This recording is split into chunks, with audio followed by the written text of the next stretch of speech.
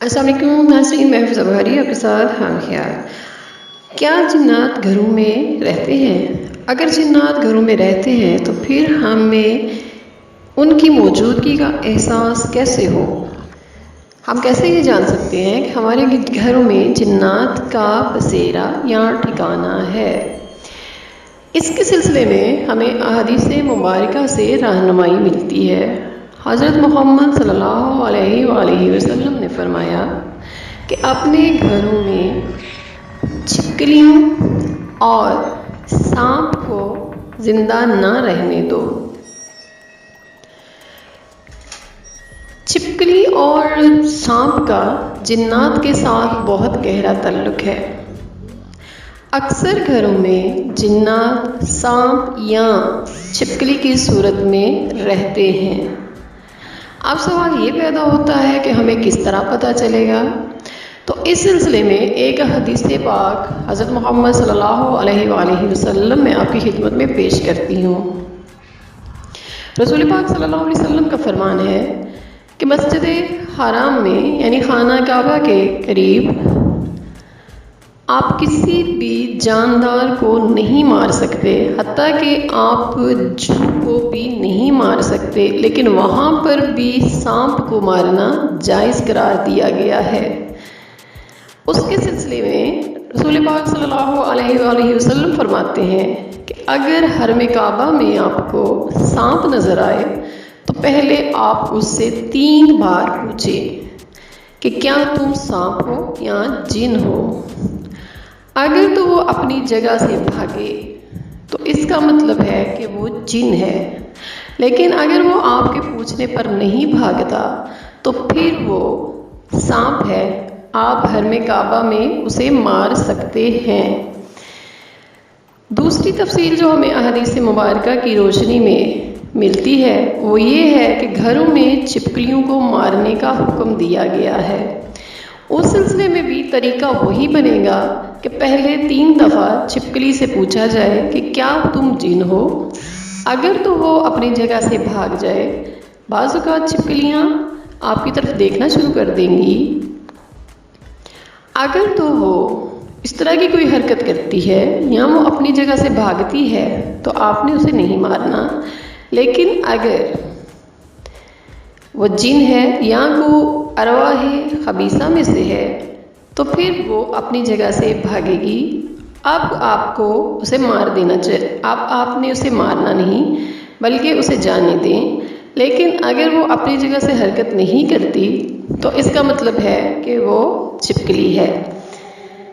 احادیث مبارکہ کی روشنی میں ایک حدیث پاک کا ہمیں حوالہ ملتا ہے کہ جس میں رسول پاک صلی اللہ علیہ وآلہ وسلم اپنے صحابہ کرام کے پاس تشریف لائے تو آپ کا چہرہ مبارک اترا ہوا تھا، اداس تھا، آپ پریشان اور غمگین تھے۔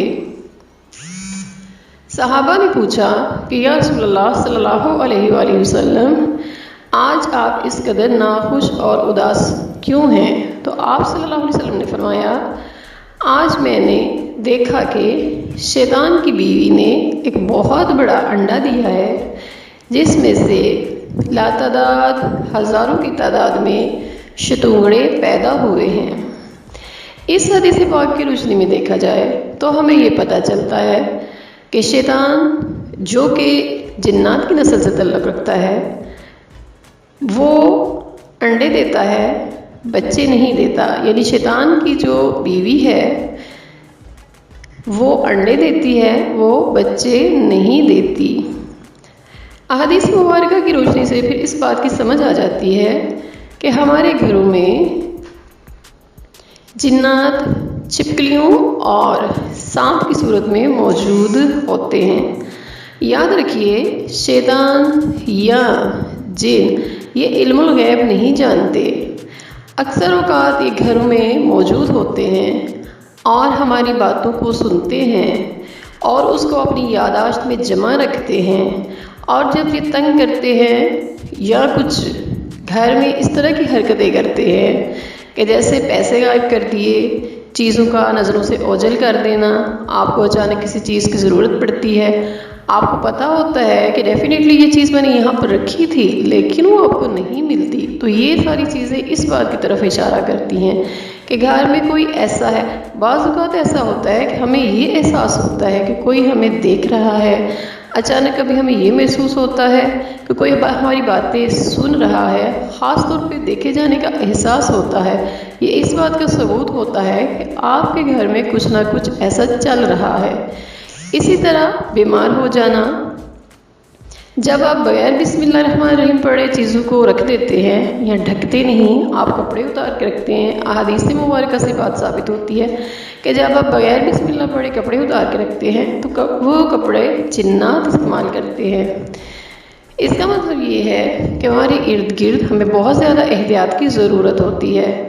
اس سلسلے میں بھی ہم ان جنات سے کس طرح چھٹکارا حاصل کر سکتے ہیں، ان کے شر سے کس طرح محفوظ رہ سکتے ہیں، اس سلسلے میں بھی ہمیں احادیث رسول پاک صلی اللہ علیہ وآلہ وسلم سے مسلسل رہنمائی ملتی ہے۔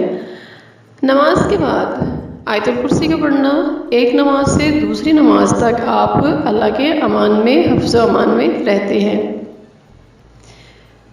سورہ معوذتین یعنی آخری دو صورتیں سورہ فلق اور سورہ والناس کی تلاوت کرتے رہنا، خصوصاً نماز فجر کے بعد اور نماز عشاء کے بعد۔ نماز فجر کے بعد یہ صبح سے لے کے شام تک اور پھر رات سے لے کے صبح تک نماز عشاء کے بعد پڑھنے سے آپ اللہ کی حفظ و امان میں رہتے ہیں۔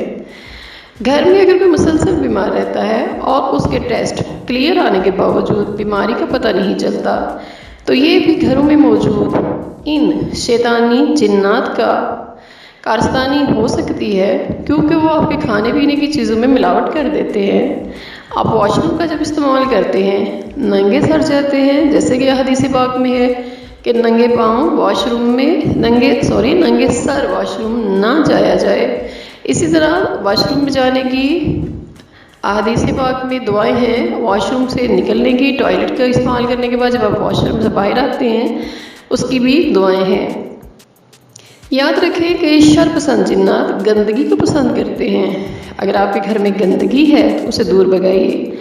اپنے گھروں میں چیک کریں کہ کیا جنات ہیں اور ان سے پوچھیں۔ گھروں میں اونچی آواز میں تلاوت کریں، بچوں کو اور خود باقاعدگی سے نماز پڑھنے کی عادت ڈالیں۔ اپنا خیال رکھیے گا، پھر ملیں گے ایک نئے ٹاپک کے ساتھ۔ السلام علیکم ورحمۃ اللہ وبرکاتہ۔